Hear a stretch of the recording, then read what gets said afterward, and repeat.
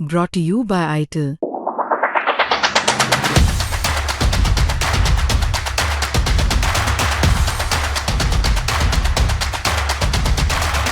नमस्कार दोस्तों, क्राइम तक में आप सबका स्वागत है। मैं हूं सुप्रतिम बैनर्जी। अगर किसी से ये पूछा जाए कि किसी के ज़िंदगी की कीमत क्या होती है, तो हम में से ज़्यादातर लोगों का जवाब यही होगा कि ज़िंदगी अनमोल है और इसकी कोई कीमत हो ही नहीं सकती। इसीलिए ऐसा देखा गया है कि बहुत से मामलों में जिसमें किसी की हत्या हो जाती है, किसी का कत्ल हो जाता है, तो हमारे देश का कानून उन मामलों में या तो उम्र कैद की सज़ा सुनाता है या फिर गुनहगार को फांसी की सज़ा होती है। कोई समझौता, कोई राजीनामा, रुपए पैसे देकर केस को ख़त्म कर लेना, ये लीगली संभव नहीं है। लेकिन इस दुनिया में कई ऐसे देश हैं जहाँ पर रुपए पैसे देकर कत्ल के मामले में भी जो दोषी है या जिसे सज़ा हुई है, उसे फांसी के फंदे से वापस लौटाया जा सकता है। इसे ब्लड मनी कहा जाता है। आपने ये शब्द ज़रूर पहले भी सुने होंगे, इसके बारे में आपने जाना होगा। खासकर कुछ समय पहले उत्तर प्रदेश की एक लड़की जिसका नाम शहजादी था, उसे यूएई में फांसी की सज़ा सुना दी गई थी और तब भारत के बहुत से लोगों ने एक मुहिम चलाकर ब्लड मनी इकट्ठा करके जिस परिवार की शिकायत शहजादी के खिलाफ थी, उस परिवार के लोगों को वो पैसे ऑफर किए थे। मगर इत्तेफाक से वो परिवार भी भारत का था और उस परिवार ने उस ब्लड मनी को स्वीकार करने से इनकार कर दिया था, जिसके बाद 15 फरवरी 2025 को, यानी पिछले साल, शहजादी को फांसी के फंदे पर लटका दिया गया था। तो बहुत दुखद घटना थी। हालांकि उसके बारे में आज बात नहीं करेंगे। आज बात करेंगे एक ऐसे ही नए मामले की जिसका अंत बिल्कुल डिफरेंट है, जिसका एंड रिजल्ट शहजादी वाले केस से बिल्कुल अलग है।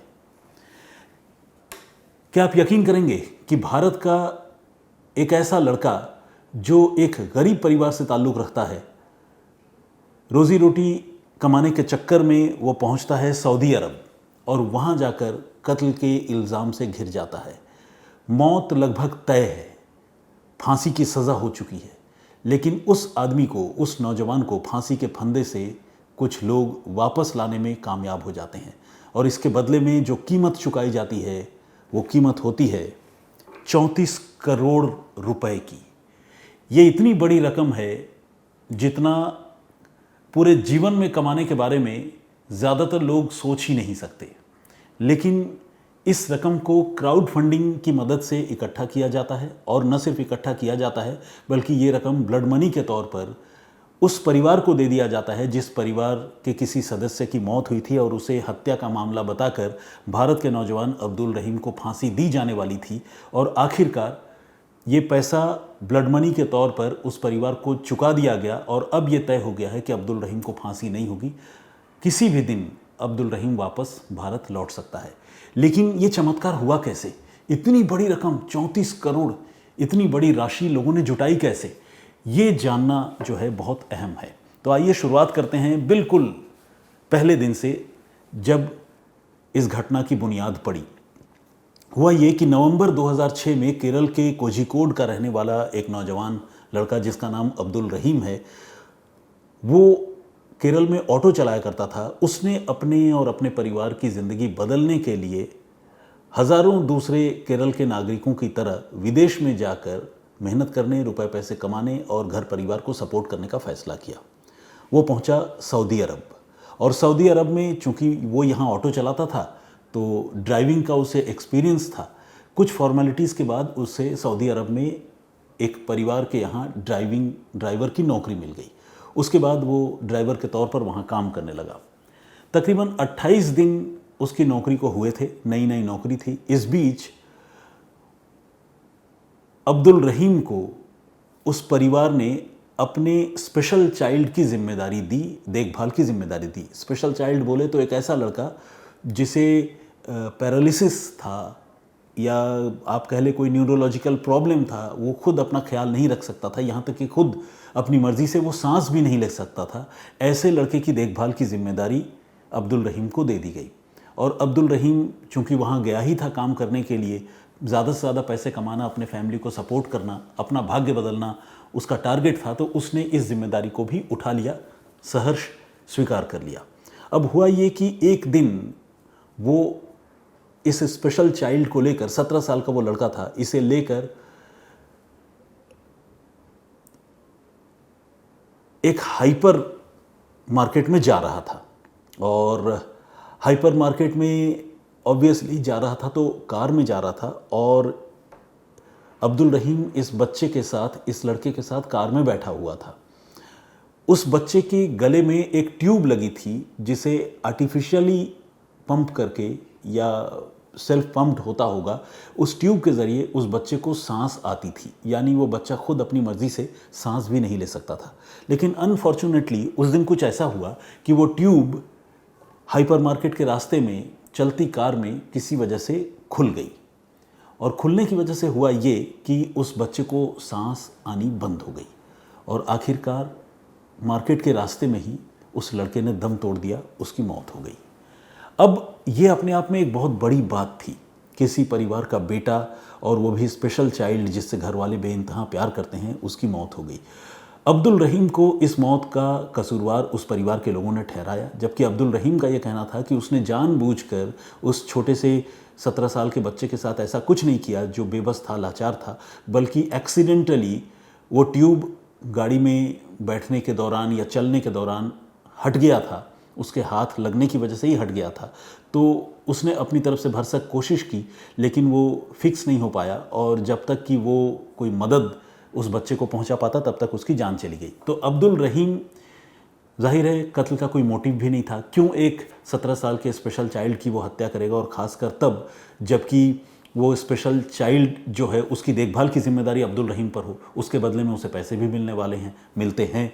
तो कत्ल का कोई मोटिव तो समझ में नहीं आता। लेकिन जो परिवार था उस बच्चे का, उस परिवार के लोगों का ये कहना था कि अब्दुल रहीम ने जानबूझकर हमारे बच्चे की हत्या कर दी है, और इसीलिए अब उस पर कत्ल का मुकदमा चलना चाहिए। जैसा कि मैंने आपको बताया, ये मामला सऊदी अरब का था, और उधर अब्दुल रहीम को गिरफ्तार कर लिया गया, मुकदमे की शुरुआत हो गई। और इधर कोझिकोड में उसके परिवार के लोग बिल्कुल अंधेरे में रहे। उन्हें कुछ पता ही नहीं था कि अब्दुल रहीम फ़ॉरेन में जाकर, सऊदी अरब में जाकर इस वक्त किस हाल में है और क्या कर रहा है। बीच बीच में फ़ोन आता था, बात होती थी, वो सिलसिला बंद हो चुका था। 6 महीने बाद किसी ज़रिए से, किसी तरीके से अब्दुल रहीम के परिवार वालों को कोझिकोड में ये जानकारी मिली कि उसे कत्ल के मामले में गिरफ्तार कर लिया गया है और उस पर मुकदमा चलाया जा रहा है। ऐसा मामला जिसमें उसे फांसी की सज़ा हो सकती है, और फांसी की संभावना सबसे ज़्यादा है, क्योंकि अरब मुल्कों में आपको पता है कि बहुत हार्श पनिशमेंट है। खासकर जो सबसे संगीन गुनाह है, कत्ल जैसे मामलों में बहुत हार्शेस्ट पनिशमेंट होते हैं। तो फांसी की सज़ा अब्दुल रहीम को हो सकती थी, ऐसा उसके घर वालों को पता चला। अब रहीम के जो पिता हैं, उनको इस बात ने बहुत गहरा सदमा दिया। सदमा तो घर के दूसरे लोगों को भी दिया, रहीम की बुज़ुर्ग माँ को भी और भाई को भी। लेकिन पिता इस घटना के बाद इतने सदमे में आए कि उन्होंने कोझिकोड में रहते हुए, अपने परिवार के लोगों के साथ रहते हुए, बाकी लोगों से बातचीत करनी बिल्कुल बंद कर दी, और बिल्कुल उन्होंने अपने आप को आइसोलेशन में रख लिया। और आखिरकार कुछ महीनों के बाद अब्दुल रहीम के पिता की इसी गम में मौत हो गई कि उनके बेटे को सज़ा हो गई है, फांसी की सज़ा हो सकती है, और कत्ल के मामले में गिरफ्तार कर लिया गया है। तो खैर, ये तो एक मानवीय पहलू है जो भारत की बात है। उधर सऊदी अरब में इस मामले में केस चलता रहा, और आखिरकार वही हुआ जिस बात का डर था। साल 2011 में घटना हुई थी, 2006 में ही, और साल 2011 में आखिरकार अब्दुल रहीम को फांसी की सज़ा सुना दी गई। लेकिन फांसी कब दी जाएगी इसकी तारीख अभी तय नहीं हुई थी। एक ब्रीदर टाइम जो है अब्दुल रहीम के चाहने वालों, उसके परिवार के लोगों और खैर ख्वाहों के पास था। तो उन लोगों ने अब्दुल की ज़िंदगी बचाने के लिए कोशिश शुरू की, और एक अब्दुल रहीम लीगल असिस्टेंट कमेटी बना दी गई। अब इस कमेटी ने जो पीड़ित परिवार है उससे संपर्क किया, और संपर्क करके ये बताया कि अब्दुल को फांसी की सज़ा तो हो गई है, लेकिन वो अगर ब्लड मनी का इंतज़ाम कर लेते हैं तो शायद उस परिवार को मनाया जा सकता है, जिस परिवार के 17 साल के बच्चे की मौत हुई थी, कि वो ब्लड मनी लेकर अब्दुल को फांसी के फंदे से वापस लौटने में मदद करें। तो परिवार के लोगों को जब इस तरह की बात बताई गई, तो अब इनके पास और कोई विकल्प तो था नहीं, और कोई भी ये चाहेगा कि उनके घर का बच्चा वापस आ जाए, चाहे जितने भी पैसे लगें। तो उस परिवार ने कहा कि हाँ, इससे बढ़िया क्या हो सकता है कि अगर आप हमारी मदद करें और अब्दुल को फांसी के फंदे से हम वापस लाने में कामयाब हो पाए। तो ये जो अब्दुल रहीम लीगल कमेटी थी, लीगल असिस्टेंट कमेटी, इसने पहले परिवार के लोगों को जानकारी दी, और उसके बाद इस कमेटी के लोगों ने, जो पहला परिवार है जिस परिवार के 17 साल के बच्चे की मौत हुई थी, उससे भी संपर्क साधने के लिए चैनल्स तलाशने की शुरुआत कर दी। इस बीच दो फ्रंट पर लड़ाई चलती रही। एक फ्रंट तो ये था कि किसी तरह से ये जो फांसी की सज़ा है वो कोर्ट में बात हो, कोर्ट में इसको चैलेंज किया जाए और फांसी की सज़ा को उम्र कैद की सज़ा में पहले बदल दिया जाए, तब्दील कराई जाए, ताकि उम्र कैद की सज़ा होने पर कम से कम थोड़ा और टाइम मिल जाए अब्दुल रहीम को वहाँ के जेल से आज़ाद करवाने में, उसकी मदद करने वाले कमेटी को थोड़ा और राहत मिले। तो एक तो इस फ्रंट पर लड़ाई चल रही थी, और दूसरा ये कि उस परिवार के लोगों के साथ, जिस परिवार के बच्चे की मौत हो गई थी, 17 साल के बच्चे की, बातचीत करके कोई एक बीच का रास्ता ऐसा निकालना जिसमें ब्लड मनी देकर उस परिवार की तरफ से माफ़ी ले ली जाए और फिर अब्दुल रहीम को जेल से आज़ाद करवा लिया जाए। ये कोशिश जो है वो चल रही थी, और इस कोशिश में आखिरकार एक बड़ा मोड़ आया साल 2024 में, जब लंबी मुकदमेबाजी के बाद अब्दुल रहीम की सज़ा को फांसी से उम्र कैद में बदल दिया गया। ये एक बहुत बड़ी राहत की बात थी। इस बीच लगातार, जैसा कि मैंने आपको बताया कि लीगल बैटल तो चल ही रहा था, उस लड़के के घर वालों से भी बातचीत करने का सिलसिला चल रहा था।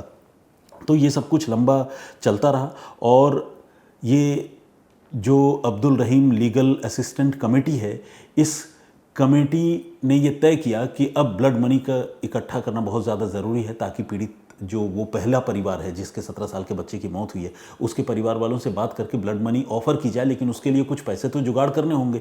इस लीगल असिस्टेंट कमेटी ने सबसे पहले उसे एक ट्रस्ट के तौर पर रजिस्टर किया भारत में ही, और रजिस्टर करने के बाद एक क्राउड फंडिंग का ऐप बनाया गया, और इस ऐप के ज़रिए अब ब्लड मनी के लिए रुपए पैसे इकट्ठा करने की शुरुआत हुई।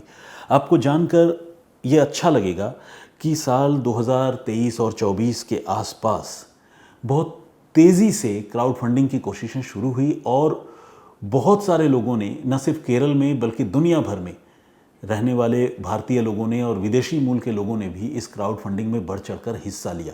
कई ऐसे लोग भी थे जिन्होंने 1-1 करोड़ रुपए दान के तौर पर इस क्राउड फंडिंग में दे दिए। और एक, जैसे केरल के एक बिजनेसमैन हैं जिनका नाम है मिस्टर चिम्मन्नूर, वो गोल्ड ज्वेलरी के काफ़ी बड़े कारोबारी हैं, उन्होंने भी इस मामले में 1 करोड़ रुपए जो है वो दान कर दिए। केरल के जो फिल्म स्टार्स हैं उन्होंने मदद की, यहाँ तक कि मामला एक मुस्लिम परिवार से जुड़ा हुआ था, मुस्लिम देश का मामला था, लेकिन केरल के जो मंदिर हैं, जो चर्च हैं, उन लोगों ने भी अपने अपने डेवोटीज़ से, अपने अपने अनुयायियों से अपील की, वहाँ से पैसे इकट्ठा किए, चंदा जुटाया, और क्राउड फंडिंग के ज़रिए उस फंड को लगातार बड़ा करने में लगे रहे। और बात दूसरी तरफ उस परिवार के साथ लगातार चल रही थी जिसे ब्लड मनी देकर अब्दुल रहीम को आज़ाद करवाना था। और आपको जानकर ये थोड़ा अजीब भी लगेगा कि उस परिवार ने ब्लड मनी के लिए हामी तो भरी ही, लेकिन इतनी बड़ी रकम की मांग की जिसके बारे में शुरू में तो सोच पाना भी मुश्किल था। ये रकम थी 34 करोड़ रुपए की, यानी 15 मिलियन सऊदी रियाल। आप सोचिए। लेकिन क्राउड फंडिंग का कमाल ऐसा हुआ कि पैसे इकट्ठा होते होते जो 34 करोड़ रुपए की रकम है उसे भी सरपास कर गया, और सरपास करके हो गया 47 करोड़ रुपए। अब उस क्राउड फंडिंग की जो टीम है उसके पास 47 करोड़ रुपए का इंतज़ाम हो गया, यानी 13 करोड़ रुपए ज़्यादा। उधर मौत की सज़ा आजीवन कारावास की सज़ा में तब्दील हो चुकी है। ये पैसा जो 34 करोड़ रुपए दिए जाने थे वो उस कमेटी की ओर से भारत सरकार के विदेश मंत्रालय को सौंप दिया गया। फिर भारत सरकार के विदेश मंत्रालय ने दूतावास को, जो सऊदी अरब में भारतीय दूतावास है, उसको ये पैसे दिए। दूतावास ने ये पैसे रियाद के गवर्नर को दिए, और रियाद के गवर्नर ने वो पैसा वहाँ जो रियाद का कोर्ट है जहां पर यह मुकदमा चल रहा है, उस अदालत में जमा करवाया, ये कहते हुए कि ब्लड मनी की रकम इकट्ठा हो गई है, ये लीजिए 34 करोड़ रुपए यानी 15 मिलियन सऊदी रियाल, और अब अब्दुल रहीम जो भारत का रहने वाला नौजवान है उसे वहां से जेल से आज़ाद किया जाए। तो अब ये बात तकरीबन साफ हो गई है कि फांसी की सज़ा तो कब की रद्द हो चुकी है, उम्र कैद में बदल चुकी है, ब्लड मनी लेने के लिए वो परिवार तैयार हो गया है, ब्लड मनी के रुपए जमा किए जा चुके हैं, 34 करोड़ रुपए वहाँ की अदालत को भी दे दिए जा चुके हैं। बहुत मुमकिन है कि वो रकम आने वाले कुछ दिनों में उस परिवार को सौंप दिया जाए जिस परिवार के 17 साल के स्पेशल चाइल्ड की मौत हुई थी, और अब्दुल रहीम वापस भारत आ जाए। वो खुशगवार दिन खासकर अब्दुल रहीम के परिवार के लिए, वो किसी भी दिन किसी भी पल वो खबर आ सकती है कि अब्दुल रहीम जो है भारत लौट आए। तो ये अपने आप में एक करिश्मा है, और आज से पहले कभी भी भारत में इतनी बड़ी क्राउड फंडिंग की रकम जमा नहीं हुई जिसके ज़रिए किसी आदमी को फांसी के तख्ते से वापस ले आया जा सके। तो ये अपने आप में एक सोशल यूनिटी की एक मिसाल है, जिसमें एक लड़का जिसे फौरी तौर पर भारत के लोग भी शायद बेकसूर ही मानते हैं, जिसकी वजह से लोगों ने इतना इमोशनली, इतना पैशन के साथ पैसा इकट्ठा करने की कोशिश की और आखिरकार अब्दुल रहीम की ज़िंदगी बचाने में कामयाब हुए।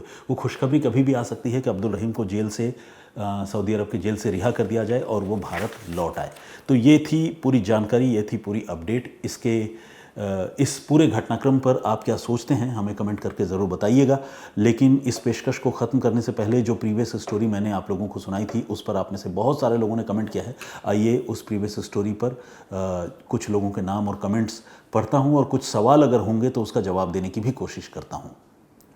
जो मेरी प्रीवियस स्टोरी थी उसमें हमने आपको बताया था कि एक लड़की की हत्या हुई और हत्या करने के बाद उसका जो धड़ है, सिर कटा शरीर जो है वो मिला लखनऊ में, जबकि जहां हत्या हुई थी वो प्लेस ऑफ ऑकरेंस लखनऊ से तकरीबन 250 किलोमीटर से भी ज़्यादा दूर, 260 किलोमीटर से भी ज़्यादा दूर है।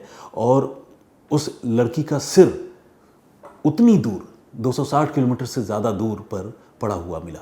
लेकिन इसके बावजूद पुलिस ने उस मामले को इन्वेस्टिगेट किया और कत्ल के उस मामले को सक्सेसफुली सॉल्व करने में पुलिस कामयाब रही। तो बहुत सारे लोगों ने कमेंट किया है, और एक्सटीरियर राजा के नाम से एक आईडी है, उन्होंने कहा है कि वो नेपाल से हमारी स्टोरी सुनते हैं और उनको क्राइम स्टोरी के प्रेजेंटेशन का तरीका काफ़ी अच्छा लगता है। Thank you very much. Bravo something के नाम से एक आईडी है, उन्होंने सुपर डिसलाइक उन्होंने हमारी स्टोरी पर ये कहा है। खैर ये आप स्वतंत्र हैं भाई, लोकतंत्र है, आपको कोई चीज़ अच्छी लग भी सकती है, नहीं भी लग सकती है। तो खैर ये आपकी पसंद नापसंद की बात है। Thank you very much for commenting. Jagdish Chandegara ji ने भी कमेंट किया है और उन्होंने कहा है कि भाई आपकी आवाज़ का प्रभाव सीधे मन पर पड़ता है। कुछ लोगों की मानसिकता ऐसी होती है कि वो जो है एक किसी रिलेशन को दूसरे समाज के लड़की या लड़के के साथ अगर कोई अफेयर होता है या शादी की बात होती है तो उसे बर्दाश्त नहीं कर पाते हैं। यह एक पॉइंट ऑफ व्यू है। प्रसाद नागल जी ने कमेंट किया है, राधे राधे सुप्रतिम सर ने कहा, इन्होंने कहा है थैंक यू वेरी मच, मेरी ओर से भी आपको राधे राधे। कैफ़े डेबरा के नाम से एक आईडी है, उन्होंने कॉम्प्लीमेंट दिया है और वो बड़ा पर्सनल कॉम्प्लीमेंट है, बट मैं बताना चाहता हूँ, उन्होंने लिखा है you are sweet person. Thank you very much. Sumer Singh ji ने भी कमेंट किया है, उन्होंने कहा है कि मैं आपके सभी वीडियो देखता हूँ लेकिन आप बहुत ही स्लो वॉइस में रिकॉर्ड करते हो, सुनने में बहुत दिक्कत होती है। स्लो मतलब जो मैं बोलता हूँ उसका ऑडियो लो है या फिर जो बोलने की स्पीड है वो स्लो है, ये मैं समझना चाहता हूँ। काइंडली उसको ज़रा क्लियर कीजिएगा ताकि मैं कुछ ज़रूरत अगर हो तो सुधार कर पाऊँ। रेहान अशरफ ने कमेंट किया है, सर उस कहानी में मेरा पूरा कमेंट पढ़ के सुनाना चाहिए था। लॉ चेंज करना बहुत ज़रूरी है क्राइम में। क्राइम में कभी कोई सपोर्ट नहीं करता हूँ, लोग आवाज़ उठाए, लॉ चेंज करने में पुरुष बहुत ज़्यादा पीड़ित है इन सब चीज़ों में। खैर ये किसी दहेज से जुड़े मामले पर हमारी कोई बातचीत हुई होगी जिस पे इन्होंने सख्त कानून बनाने की, और पुरुषों मतलब प्रो वुमेन लॉ जो है उसको, इनके इस कमेंट से ऐसा लग रहा है कि प्रो वुमेन लॉ जो है उसको चेंज करने की ज़रूरत ये महसूस करते हैं। स्वीट के नाम से एक आईडी है और उन्होंने मेरा नाम हालांकि गलत लिखा है लेकिन कहा है कि हाय हेलो सुब्रतो, मैं आपके क्राइम स्टोरीज़ रोज़ देखती हूँ और आप बहुत अच्छा एक्सप्लेन करते हो। थैंक यू वेरी मच, बहुत बहुत धन्यवाद आपका। इसके अलावा और भी लोगों ने कमेंट किया, कुछ और कमेंट पढ़ता हूँ। पंकज बर्मन ने कमेंट किया है, मैं बहुत ही वेट कर लिया सर कमेंट करने के लिए, क्योंकि मेरे पास कीपैड मोबाइल था। ओहो, अरे चलिए, मुझे मतलब मैं आपकी स्थिति समझ सकता हूँ, लेकिन कोई बात नहीं। आपने कहीं से अगर मतलब बोरो करके भी कमेंट किया है किसी का फ़ोन या अरेंज करके, तो भी मैं आपको थैंक यू बोलना चाहता हूं कि आप इतने पैशनेट तरीके से मुझसे कम्युनिकेट करना चाह रहे थे। विजेंद्र सिंह जी ने भी कमेंट किया है, बहुत बहुत स्वागत आपका। परूप श्रेष्ठा जी, अशोका शुक्ला, दीपमाला और राजन डी रन राज हाँ राजन डी कामले ने भी कमेंट किया। बहुत बहुत स्वागत आपका, thank you very much all of you. और आज के लिए इतना ही। मैं फिर हाजिर होऊंगा किसी और कहानी, किसी और वाक़ये के साथ। तब तक अपना बहुत ख्याल रखिए, सुरक्षित रहिए और मुझे इजाज़त दीजिए। जय हिंद, जय भारत।